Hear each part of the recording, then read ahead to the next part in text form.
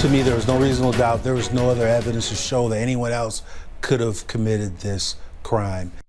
Tonight, a guilty verdict explained. A juror who sent James Krauseneck to prison for the 1982 axe murder of his wife said the evidence was clear. Kathleen Krauseneck's family waited 40 years for justice. Today, a jury delivered it after less than 10 hours of deliberations. Good evening. I'm Doug Embledge. And I'm Jenny Ryan. James Krauseneck expressed no emotion when he heard the word guilty. He was immediately led away in handcuffs. Krauseneck, who is 70, will likely die behind bars. 3 years ago, he was charged with his wife's murder inside the couple's Brighton home. And we saw him walk away in handcuffs today, and that's what we wanted. And I cannot thank these two people enough right here and the investigative team for doing this for us. This is unbelievable. This is unbelievable. May my family finally be able to heal.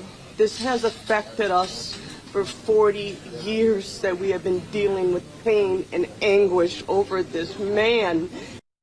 After the verdict, Robert Schlosser, Kathleen's father, said he plans to have his daughter's body moved from the Krauseneck family plot in Detroit to his family plot. He is 95 and said he hoped to live long enough to see that.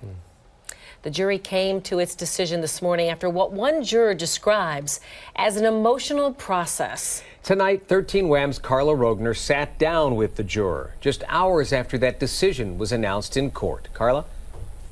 Yeah, many may have been shocked by today's guilty verdict, but for the jury, the evidence was clear that it was James Krauseneck who killed Kathleen in their Brighton home in 1982. In my mind, there was no doubt that just one person committed this act, and it was James. Ivan Matthew was just 14 years old when Kathleen Krauseneck was found murdered. 40 years later, he is part of the team that would put the victim's then-husband behind bars. I'm very confident in our decision. We thoroughly went through everything. We went through different scenarios. We took our time.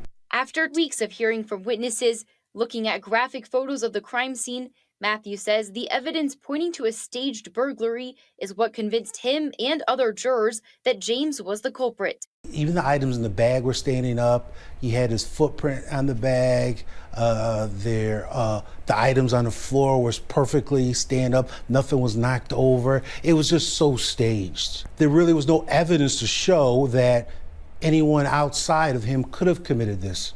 Matthew says in the end there was no hesitation, but the jury had many conversations about the Krauseneck's daughter. 3.5-year-old Sarah was left alone at home all day with the body of her murdered mother. A lot of people had a hard time dealing with that, but that's where you had to take the emotion out of the decision and just look at the facts and evidence that was presented.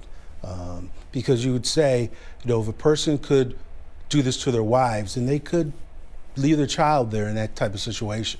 Matthew says James Krauseneck's demeanor in court also caught his attention. He's just very stoic and just had that demeanor where he no face expression whatsoever.